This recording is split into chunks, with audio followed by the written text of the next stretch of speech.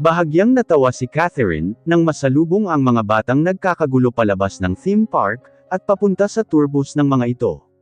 Shine here ha, parang hindi nga siya bagay doon. Sila lang yata ni Walter ang pormal ang suot. Mukhang out of place nga tayo. Not out of place. We'll stand out. At kinindatan siya nito. Seryoso ka ba dito? You are never too old for a carousel ride. Come. Ginagap nito ang kamay niya, at hinhila siya papunta sa cashier window.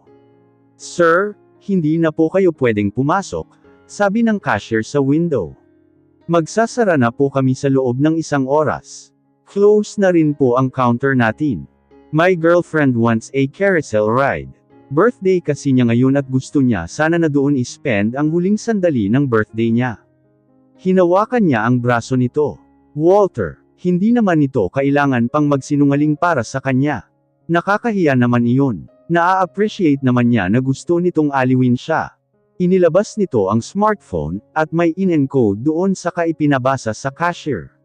The cashier sighed and with a romantic glassy look in her eyes. Sige po sir, carousel ride lang naman po. Ibinigay nito ang stub kay Walter. Good luck sir. Enjoy your ride, ma'am and happy birthday. Thank you, nausal na lang niya at iginiya siya ni Walter palayo. That's silly. Hindi mo na ito kailangang gawin para sa akin. Nagsinungaling ka patungkol sa birthday ko. Ano nga palang sinabi mo sa cashier? Na magpo-propose ako ng kasal sa iyo sa carousel. And she looks like the romantic type. Kaya pumayag din siya. Nahigit niya ang hininga. Napaka-romantic nga ng sinabi nito. May ganoon pa bang klase ng lalaki na mag-i-effort mag-propose para sa nobya nito? Hindi niya alam dahil di pa naman niya nararanasang ma-in love. At wala pa ring lalaking nai-in love ng todo sa kanya. Maybe love was not even for her. Nanlabo ang mata niya, habang nakatitig sa engranding carousel. Pakiramdam niya ay nasa isang fairy tale siya. Emotion surged within her along with an old memory. Hindi pa ako nakapunta dito o sa kahit anong theme park. I don't believe that. My father was too busy, and my mother was too sick. Nangako ang papa niya na dadalhin siya sa Disneyland, kapag pumupunta ito sa mga business meeting nito sa Amerika at Japan, pero kapag malapit na ang flight nito, ay sasabihin nitong wala na itong oras para mamasyal pa sila, kaya di na lang daw sila tutuloy. Umasa lang siya sa pangakong napako. Before I knew it, I was too old for theme parks.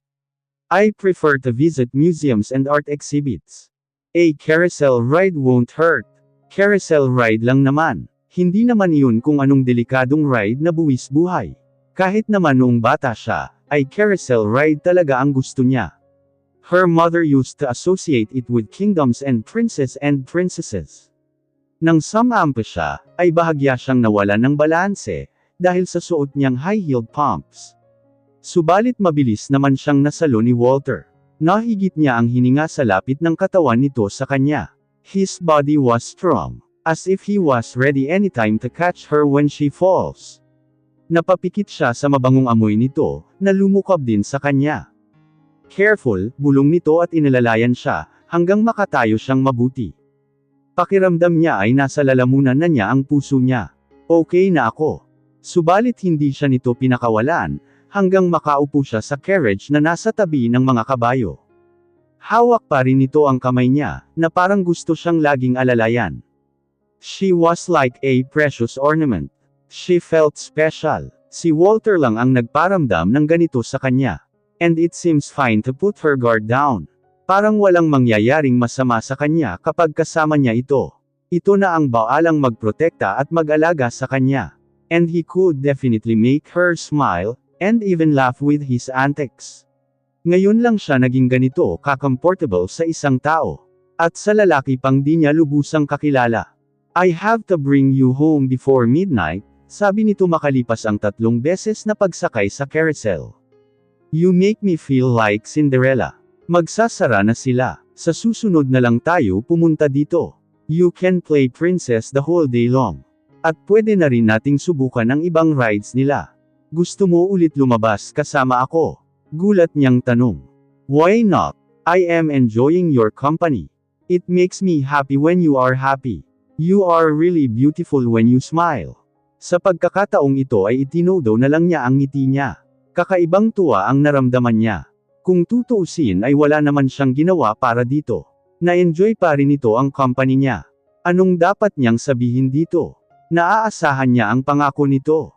Maghintay ka lang dito, sabi nito at pumasok ng souvenir shop. Pasimple niyang tinanaw kung anong binibili nito sa souvenir shop, pero may dinampot lang ito sa counter, at pagkatapos magbayad ay lumabas na siya. Nasa loob ng maliit na paper bag ang binili nito. Let's go, sabi nito paglabas. Pagsakay sa kotse nito, ay nakapatong lang sa kandungan niya ang mga kamay niya. Para kanino kaya ang souvenir na binili nito? Pero dahil di naman niya may tanong dito, kaya nagkasya na lang siya sa pagtingin sa theme park habang papalayo sila. Okay lang ba sa iyo na maging bata sa isang araw? Nasubukan mo na ba iyon? Tanong niya at tiningala ang malaking Ferris wheel. At kakalimutan ang lahat ng responsibilidad ko. Not yet. Wala akong oras magbuhay bata, dahil may goals ako na kailangang abutin. Kaya sabihin na lang natin na excuse ko ang pagdadala sa iyo dito, para makapag-carousel ride ng may kasama, anitong may pilyong ngiti. Sana makasama kita ulit sa susunod. Well, let's see. Saka siya sumandal. She could easily lose herself in that fantasy world with him. Pero may totoong mundo sa labas ng lugar na iyon. I can see your mind working overtime. Goals, responsibilities, and expectations, right? As if you can't afford to enjoy yourself even for a while. Itinirik niya ang mga mata dahil nabasa nito ang iniisip niya. You have no idea. Inabot nito ang paper bag sa kanya. Here, kumunat ang noo niya at binuksan iyon. A magic wand. Aanhin ko naman ito. Gamitin mo kung may hiling ka. Matutupad ang lahat ng iyon. Silly. Umiling siya at natawa. That is silly. Sino pa ang naniniwala sa ganoong klaseng kalokohan? Definitely not Walter Evaristo, who was a CEO of an investment company. At lalo namang hindi siya, dahil nananalaytay pa rin sa dugo niya ang pagiging magaling na businesswoman, kung saan ang mga plano at pangarap ay di nakukuha ang katuparan sa simpleng hiling, at kumpas lang ng magic wand. But it's true, sabi ng isang special na babae sa akin. At natupad nga ang lahat ng gusto ko. Nawala ang ngiti sa labi niya. Sinong espesyal na babae? A girlfriend. Hindi yata niya gusto ang pakiramdam na i-associate nito ang aksyong iyon, sa ibang espesyal na babae. O kaya ay sa nobya nito. It was like violating everything they shared. My sister. Nakahinga siya ng maluwag. Sa kapatid naman pala nito. So what is your wish? Mahigpit niyang hinawakan ang magic wand at mariing pumikit.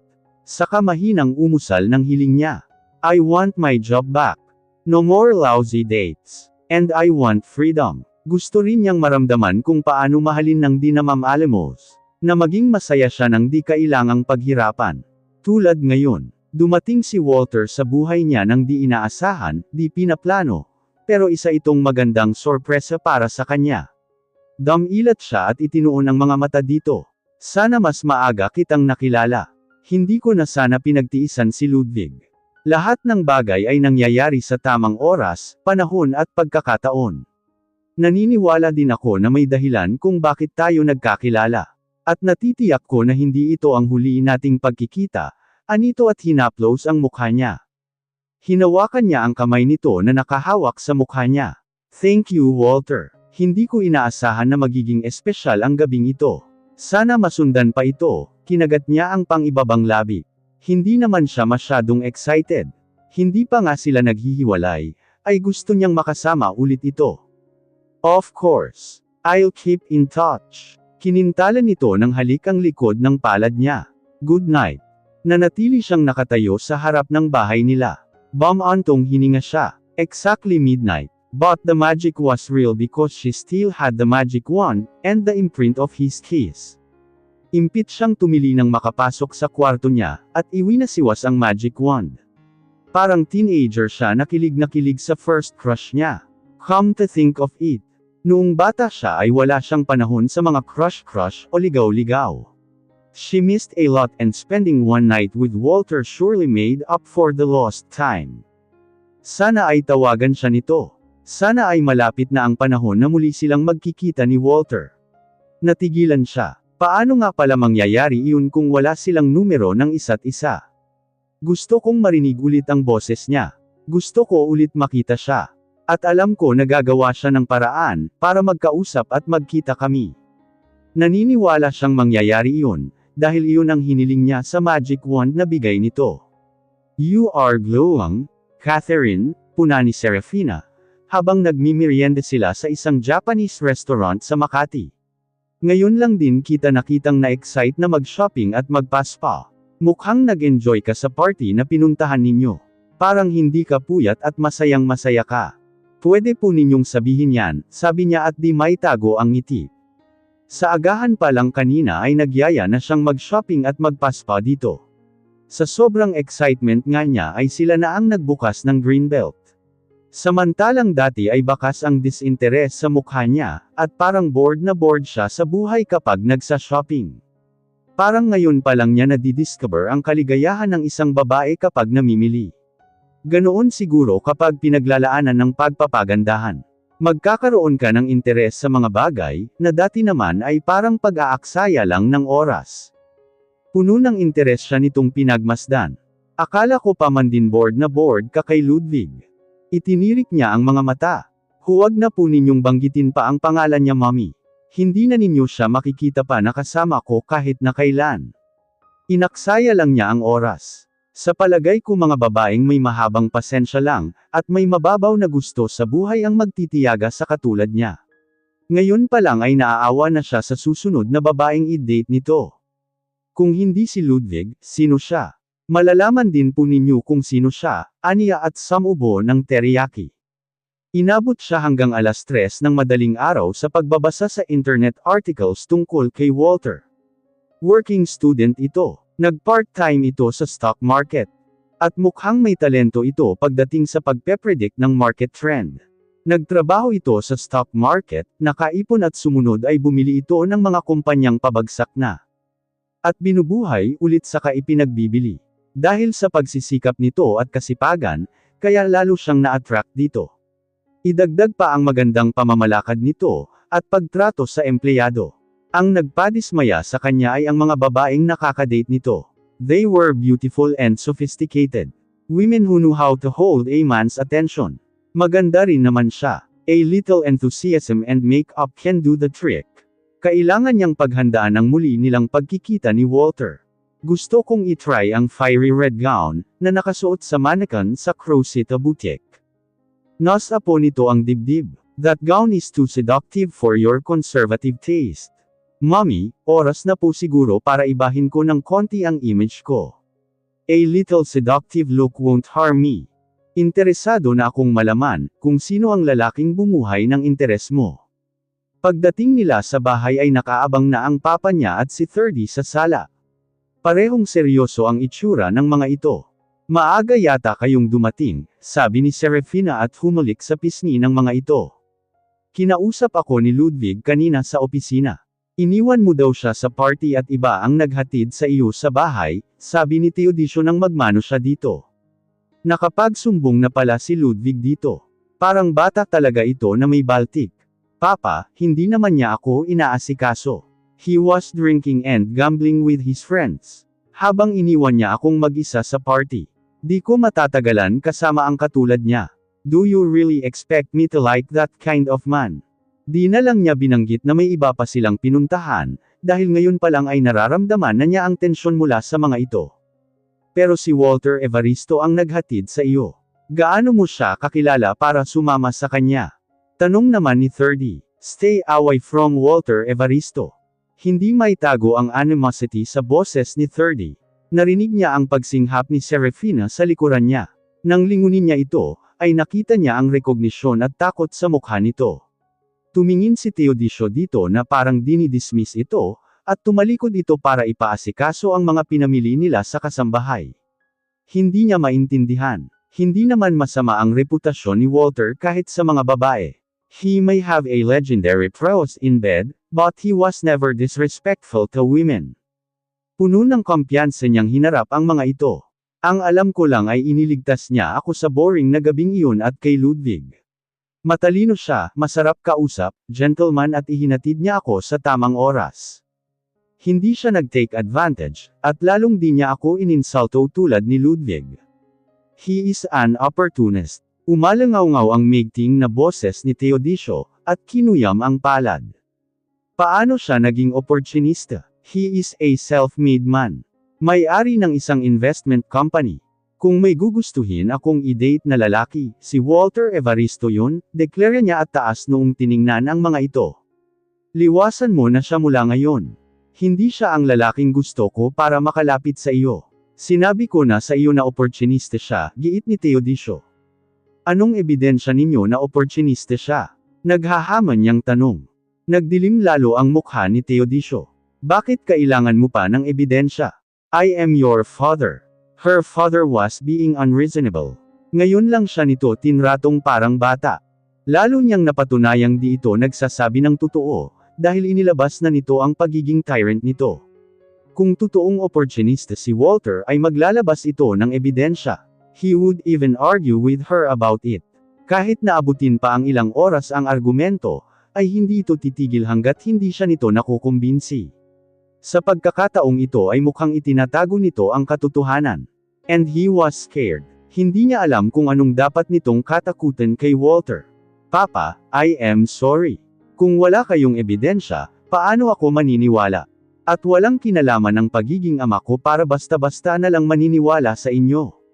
Tingnan ninyo si Ludwig. Basahan ang troto niya sa akin, pero ipinilit pa rin ninyo na i-date ko.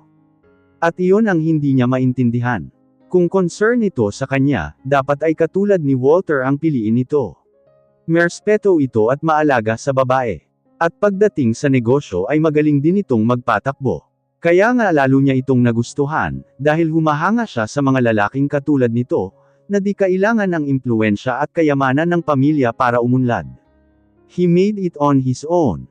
Nanatiling matiim ang anyo nito. Kung ayaw mong i-date si Ludwig, huwag mo na siyang i-date. You can choose whoever you want. Basta huwag lang si Walter Evaristo. Humalukip-kap siya. What do you have against Walter? Anong ginawa niyang masama sa inyo para magkaganyan kayo? Nagkatinginan ang ama at kapatid niya. Walang maisagot ang mga ito. Hindi niya maintindihan kung bakit may takot sa mga mata ng ama niya, at maging ng kapatid.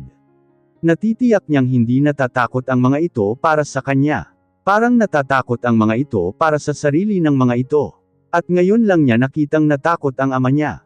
Nagkibit-balikat siya ng hamaba ang katahimikan. Wala siyang ginagawang masama sa akin. Bakit ko gagawin iyon? Minsan lang ako mag-enjoy sa company ng isang lalaki, tapos palalayuan pa ninyo ako. Ni wala kayong maibigay na matinong dahilan sa akin. Sa kanya naisip na sa unang pagkakataon, ay nagdesisyon siya para paligayahin ang sarili, at di para i-please ang mahal niya sa buhay. Nagre-rebelde ka ba, Catherine? Tanong ni Teodisio sa madilim na mukha. No, di na ba ako pwedeng magdesisyon para sa sarili ko? Wala ba akong sariling isip na di ko kayang husgahan kung sino, at ano ang makakabuti sa akin at hindi? Matapang niyang wika. Sa tinagal-tagal na naging anak ninyo ako, nakakagawa naman ako ng desisyon na labag sa gusto ninyo, pero kahit minsan hindi ko kayo ipinahiya o binigyan ng sakit ng ulo. At alam niyang ang pagpanig niya kay Walter, ang isa sa mga tamang desisyon na ginawa niya. Nakita niya ang pagkislap sa mga mata ni Teodisio, na parang isang magandang ideya ang pumasok sa isipan nito. Do you want your job back? Tumigil ang tibok ng puso niya. Papa, pwede kong ibigay sa iyo ang managerial position ng spa boutique natin sa Panglao. I also want you to supervise the rest of our spa boutiques in Visayas region. It is not as huge as the vice presidency, but it is better than nothing. We need to strengthen our sales there. We need you. Ngayon lang niya narinig sa ama niya na mahalaga siya. Na kailangan siya. Hindi ba't ito na ang dati pa niyang gustong marinig? Na ma-recognize nito ang halaga niya. Subalit hindi niya agad ipinahalata ang excitement niya. Alam niyang malaki ang kapalit na hihingin nito sa kanya. So what's the catch? She asked in a business-like tone. Tinitigan siya nito sa mga mata. Stay away from Walter Evaristo. Huwag kang makikipagkita, at huwag mo siyang kakausapin. Pag-iisipan ko po, aniya at tumalikod. Pakiramdam niya ay may itinatago ang mga ito tungkol kay Walter. Gusto nilang malaman kung anong kinatatakutan ng mga ito. Bakit pag-iisipan mo pa ang alok ni Papa? Angle ni 30. Pagkakataon mo na ito. Wala ka ng oras para mag-isip. Ngayon ko lang iaalok ang pagkakataong ito. Oras na talikuran mo ako, kalimutan mo na ang alok ko. Tumigil sa pagtibok ang puso niya. Minsan lang ang pagkakataong ito. Hindi na mauulit pa. At ang kailangan lang niyang gawin ay layuan si Walter. Gusto niyang tumutol, ayaw niyang mawala si Walter sa buhay niya. May idinala itong kakaibang saya sa buhay niya, na di pa niya nararanasan kahit na kailan. Sino ba si Walter Evaristo sa buhay niya? Ganoon na ba niya ito kahalaga sa kanya na di niya ito kayang pakawalin? This was crazy. Parang gusto niyang talikuran na lang ang inaalok ng ama niya. Ano bang nangyayari sa kanya? Puno ng pag-asam na lumapit sa kanya si Serafina. Anak, tanggapin mo na. Para sa kabutihan mo rin kung iiwasan mo si Walter Evaristo. Ito na ang pangarap mo. Ang makapagtrabaho ka ulit. Parang maiiyak na si Serafina habang nakikiusap. Mahina talaga ang puso niya pagdating dito, dahil pangalawa niya itong ina. At may pagkakataon na ito lang ang nagiging kakampi niya. Kung hindi siya nito makukumbansi, alam niyang ito ang sesermonan ng ama niya. Pumikit siya at marahang pinakawalan ng hininga.